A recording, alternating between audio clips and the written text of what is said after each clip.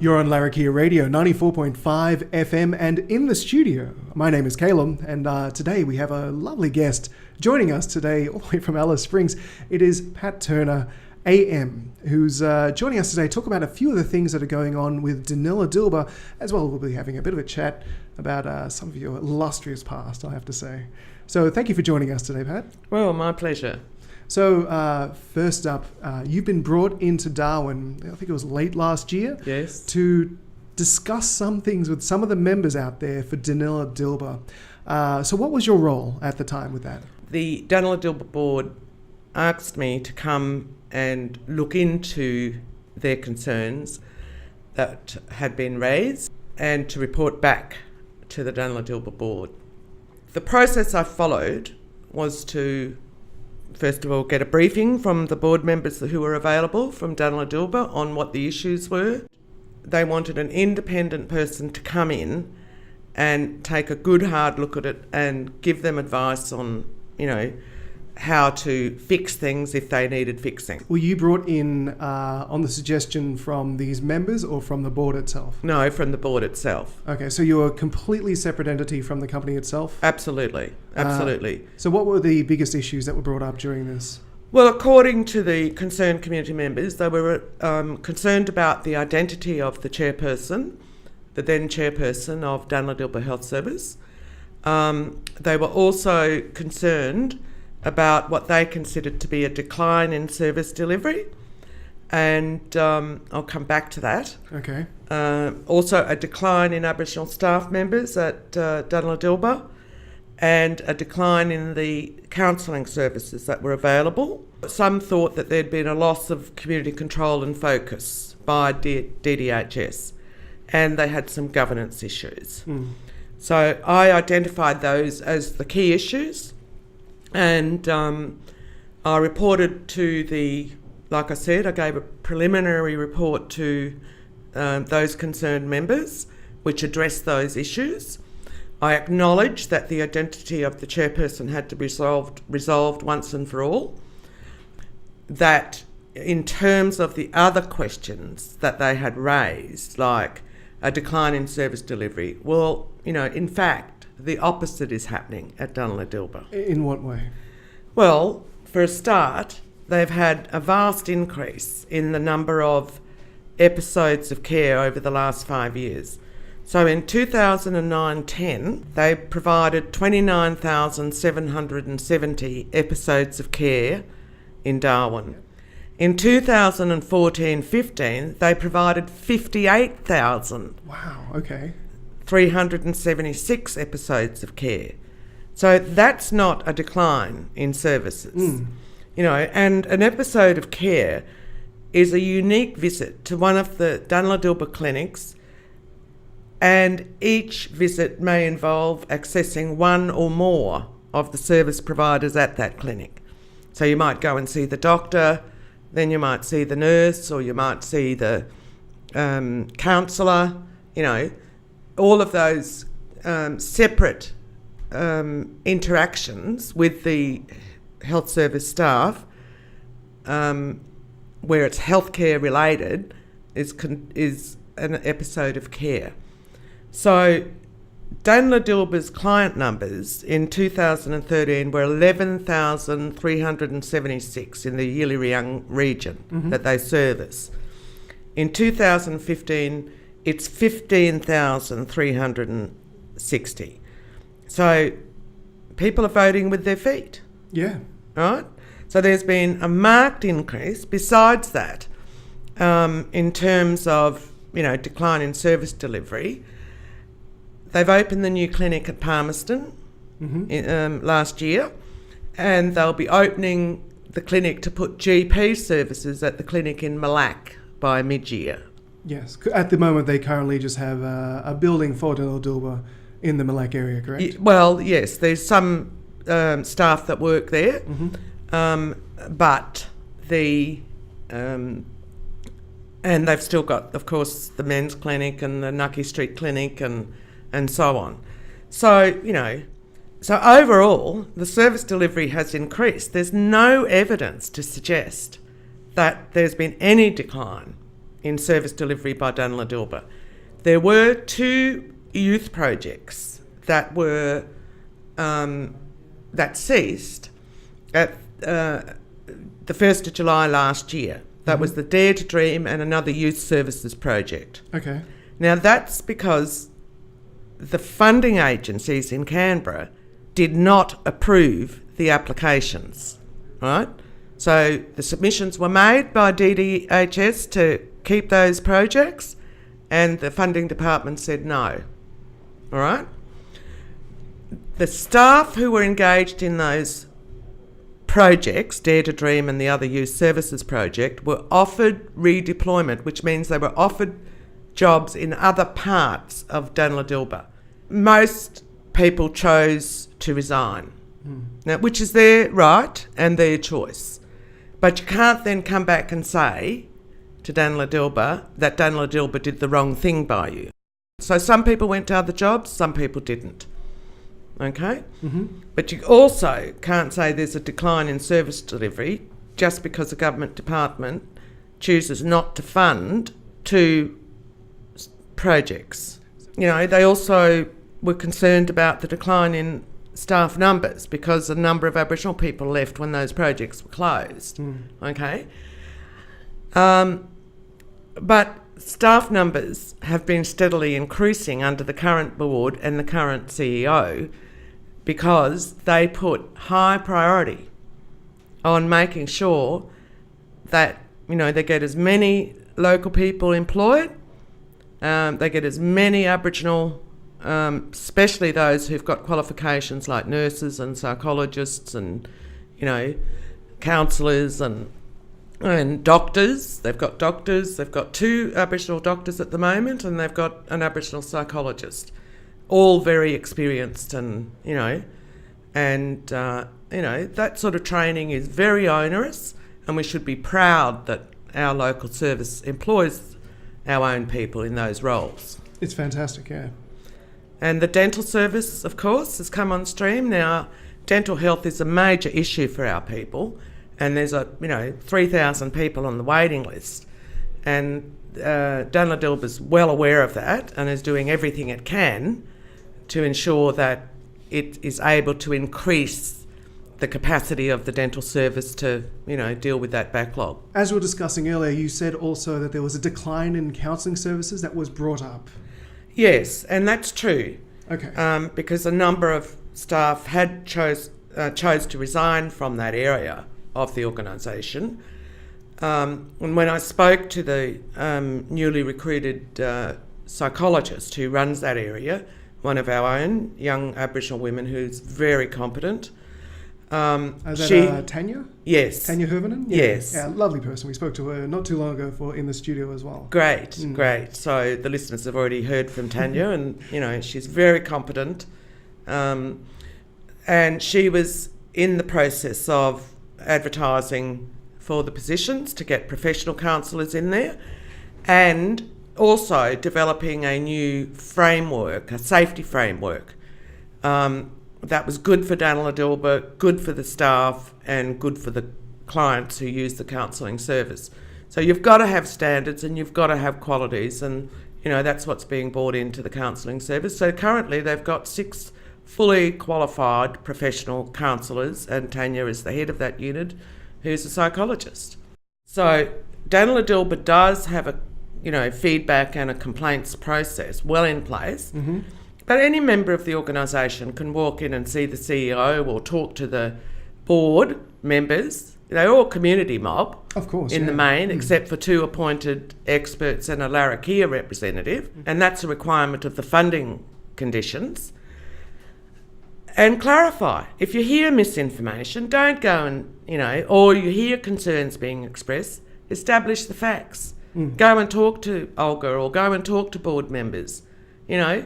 And if you're not satisfied or you do have a poor experience, write a complaint. You know, it's 2016.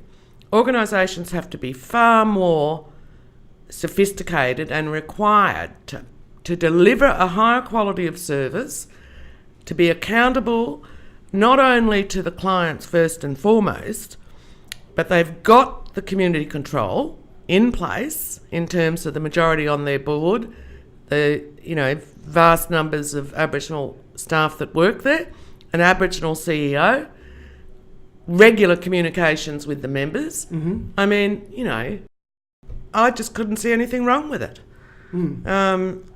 People were general in saying, "Oh, well, governance is wrong." Well, I don't think it is, and I come from a very high level administrative background. Yes. And I've worked, I've been in the cabinet room taking notes in the past when cabinet meetings of ministers of government have been held.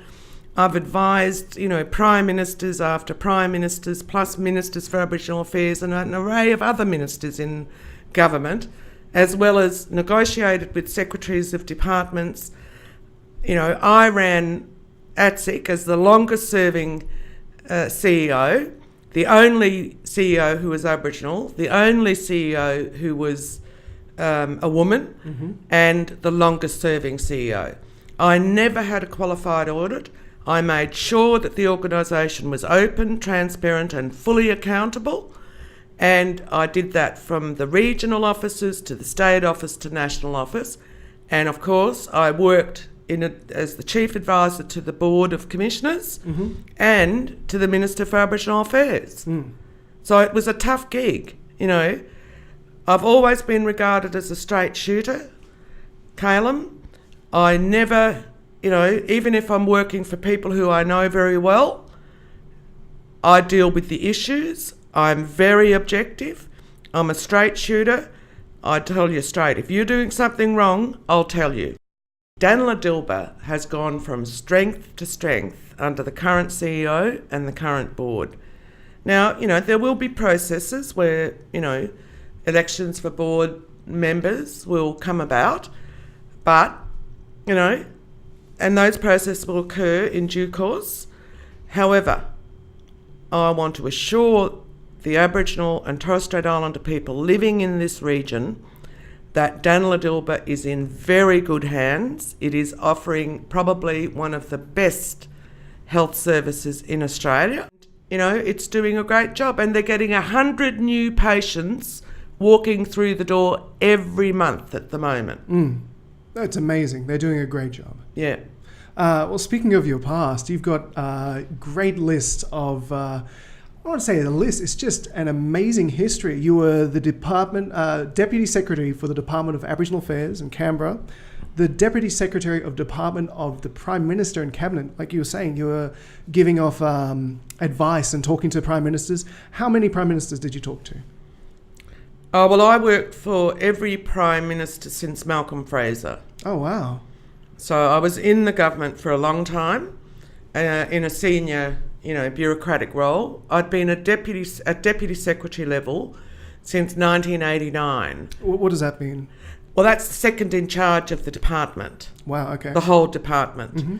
And so I had Aboriginal Affairs, and then I went over to the Department of Prime Minister and Cabinet to oversee the establishment of the Council for Aboriginal Reconciliation, to represent the Minister at a lot of community meetings to explain the new council, advised the Minister on membership of the council, briefed backbenchers and opposition members on the legislation, briefed other government ministers on the proposed legislation before it went to Parliament. Mm-hmm. Did my other jobs, because I also had responsibility for the Office of Status of Women, for the Office of Multicultural Affairs and Corporate Services, and I had quite a lot to do with the government branch. And I took notes in Cabinet when I was required because deputies had to rotate. Okay. You also Deputy CEO of Centrelink? Yes, that was a massive job. What was your involvement? So what was the... role? Deputy CEO, I think that's pretty big, but... Well, Centrelink had 25,000 staff. We had the CEO, and then we had a number of deputies, and I was one of them. I was responsible for, again, the Indigenous program, so it was the first thing I did when I got in there was finalise and launch the Aboriginal Reconciliation Plan for Centrelink, the first. I then did a Aboriginal and Torres Strait Islander Employment Action Strategy, which tied in the whole organisation at every level, where there were accountabilities and consequences if they didn't do the right thing. And I must say that the number of Aboriginal and Torres Strait Islander staff increased markedly while I was there. Well, excellent. Right across the board, you know. And then, of course, I was Deputy CEO of ATSIC. Yep. And that was when the ADC and the Department of Aboriginal Affairs merged, and I was responsible for making sure that went as smoothly as possible and assisting the Minister and the Secretary or the CEO of ATSIC at that time. And then in 1994 to 98, I was the first woman, the first Aboriginal, and I was appointed for 4 years, which meant I was the longest serving CEO of ATSIC. Excellent. When I finished with ATSIC, I won out of 400 academics the Monash Chair in Australian Studies at Georgetown University in Washington, DC. Yep. So I went to America initially for 12 months. And while I was in America, I did the 6-week business course, executive business training course at Harvard University, and passed with flying colours. I taught contemporary Australian politics and governance and Indigenous people. At Georgetown, I was the highest rated professor in the student evaluations in my faculty. Wow. And they wanted me to stay, so the head of the school asked Monash to extend me for a further 6 months. So I was there for 18 months and I absolutely loved it. I'm going to be talking to you after about this. That's really very interesting to me. And you're also the inaugural CEO of the National Indigenous TV, or NITV, as everyone knows. That's right, yes. How did that was work out? exciting. So we were talking a bit earlier about that. You're saying basically in your backyard you set it up with a mobile phone and video camera? Well, no. Well, actually, I just returned to Alice Springs with my mum, and in in October I arrived, end of October. A couple of weeks later I got a phone call. Could I project manage NITV Secretariat while they were looking for a new CEO? I said, oh, how long is this for? You know, they said, oh, just a couple of months over Christmas. I said, oh, all right, you know. So I went down to Sydney. There was a little secretariat there. Most of those people were leaving except 2 part-time researchers. So I said, well, I'll keep you. I moved all of the records and whatever to a safe location. I went back to Alice Springs after 3 weeks, having bought myself and one of the part-time researchers a laptop and a mobile out of my own money. And I worked without pay until because I had to set up our own bank accounts. We were auspiced then by the National Aboriginal Broadcasting Organisation, but I wanted to have everything directly under NITV, so I had to set up the bank accounts and all of that. So once all of that was in place, the money was then paid directly to NITV Limited, and we were a separate company limited by guarantee, and I basically worked in Alice Springs. I'd contracted Danila McLean, and to go to all the remote or Australia-wide to contact all of the Aboriginal media organisations to see whether they had any content that was of sufficient quality for us to show on NITV. She was about the main one. I just worked on my back veranda with my mobile and my laptop. I brought my deputy on in late March, and we were on air broadcasting to the Brax communities by July. Fantastic. That's amazing. So apart from your amazing history, What are you going to be working on soon or in the future? Well, I'm supposedly retired, dear. Oh, really? But it's hard to say no when organisations or bodies contact me. And it really depends on, what they're looking for. And if I'm committed to that area and I have the time and it's something where I know I can make a valuable contribution, I usually, do that work. Fantastic. Well, thank you very much for talking to us today. You're most welcome, and I hope Larrakia Radio and TV go from strength to strength, and all the best with your business here. Fantastic. Thank you very much. Thank you. You're on Larrakia Radio 94.5 FM and Aboriginal Broadcasting and Aboriginal TV. That was Pat Turner. Thank you once again. My pleasure.